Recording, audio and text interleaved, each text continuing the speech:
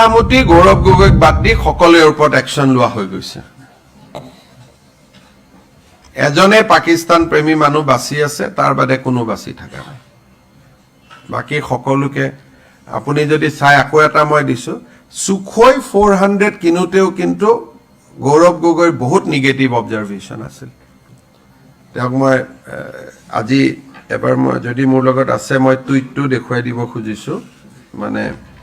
these are very dangerous element we have inside our country সেইকাৰণে বাকিটো এবিলাকটো মই control কৰি থাকিব পাৰো চিন্তা নাই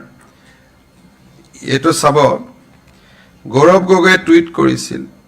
there is a pressure on India from the US on trade Iranian oil and Russia's S-400 indeed I don't want government to reply on the floor of the parliament I am sure you would have studied this in greater detail. I will require you to share the link of your story. মানে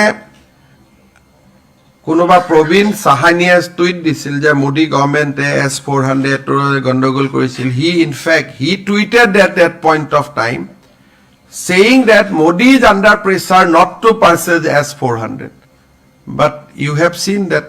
we have today all the S-400 system. So all his tweets, all his systems, always against the defense establishment.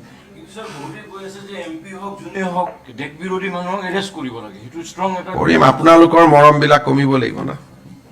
মইতো arrest কৰি দিম এতিয়াতো যাক arrest কৰিছো আপোনালোকে negatively লিখা নাই এই জায়গাত এৰেষ্ট কৰিলেতো আপোনালোকে নিগেটিভ কৰি দিব এইকাৰণে 10 ছেপ্টেম্বৰলৈকে প্ৰমাণখিনি আহক আৰু অবজাৰভেশনত আছে বেয়া কাম যাতে একেদিন কৰিব নোৱাৰে আন্ডাৰ সাৰ্ভিলিয়েন্স আন্ডাৰ অবজাৰভেশন থাকিব